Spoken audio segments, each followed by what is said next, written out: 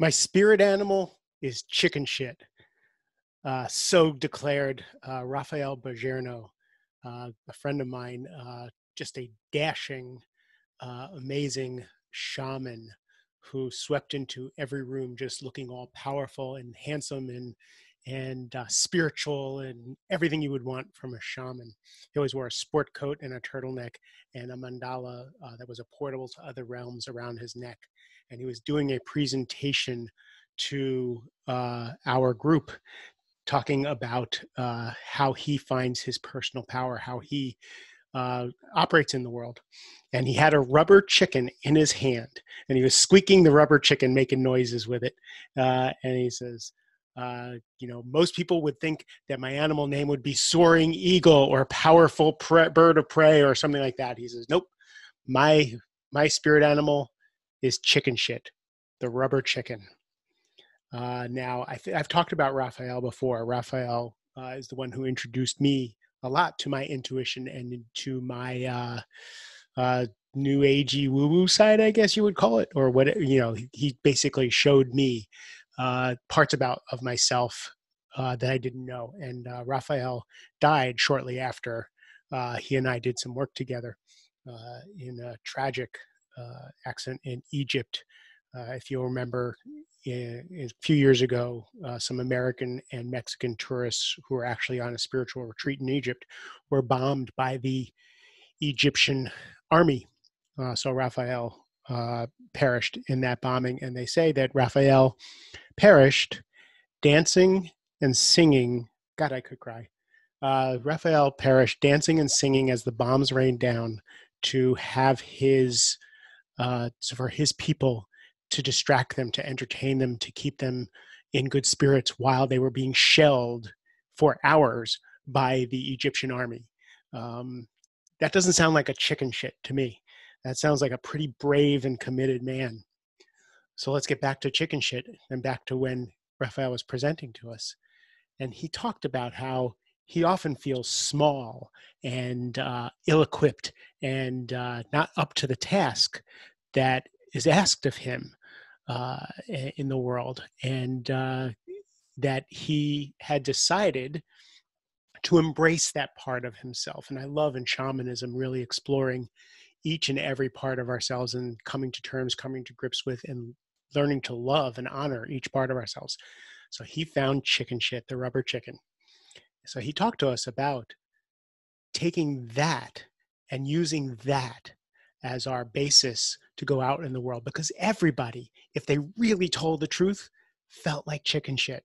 Everybody had that scared small part of themselves. Okay, there's a few people in the world maybe who don't, but I haven't met many of them, and I've met some powerful people who, once they actually get underneath a lot of the bravado, a lot of the layers, there's a scared little boy or girl in there.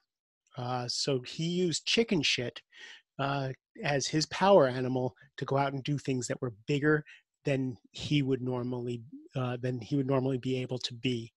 How I translate that into my life is when people talk to me about the things that I've done, especially early on in when I moved into my sales career, after I got sober, after I got married, and I moved into my sales career, being an introvert, being scared to bother people. I got this job at a company called Network Appliance, which at the time in 1999 was the fastest growing tech company in Silicon Valley history. A company called Cisco, a networking company, was the former fastest growing company. NetApp's trajectory was faster than that. And I've been fortunate enough to work for 3 of the fastest growing companies ever in the history of Silicon Valley. So NetApp was a rocket ship. And when I did my interview, the guy who was Phil, who was interviewing me, did everything he can to dissuade me from taking the job.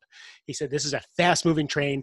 You'll never be able to keep up. Nobody should ever work here. This is craziness. You don't want to be here." Meanwhile, he told me the story of the company, and I walked out, and I called my wife at the time, Robin, and I said, I just talked to them, and it sounds really scary. It sounds like a real commitment, and it's a big job.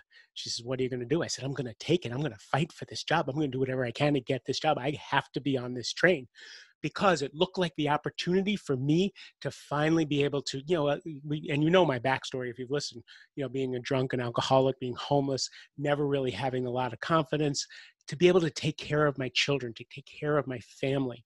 So this was my opportunity to make it. So I fought for the job, and it took me months to get the job. They kept telling me I wasn't qualified. I wasn't the right guy for the job. I wasn't qualified. I wasn't the right guy for the job.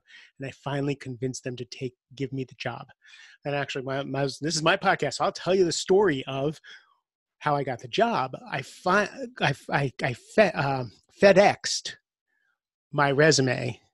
I FedExed a follow-up letter to the hiring manager. He had never got it because it was such a Silicon Valley startup kind of thing that all the mail just sat on the front desk and nobody ever opened it. So my FedEx never got to the hiring manager. And I finally got through to him on the phone, and I convinced him to give me another interview because he had actually decided that I didn't have what it took to be in part of that company. And I got to the interview with the vice president, and the vice president was really a tough interview, and I hung with him every step of the way. I was terrified again. I did all this stuff scared. And as he was about to hang up, he said, well, thank you, Mark. I appreciate your conversation. We'll be in touch. And I don't know where I got the wherewithal to do this. This terrified me. Again, I don't like to be pushy, and I'm trying to get a job as a sales guy. And I just said, wait, don't hang up. What? I said, you're going to be calling Jim, the hiring manager. What are you going to tell him? Do I have the job or not? And he said, up until that moment, you didn't have the job. Congratulations. Welcome to Network Appliance. If I didn't take that little gutsy step, I would not have gotten the job that changed my career trajectory for the rest of my life. I had to do that one little piece, that one little gut-wrenching, wait, don't get off the phone, and ask that question.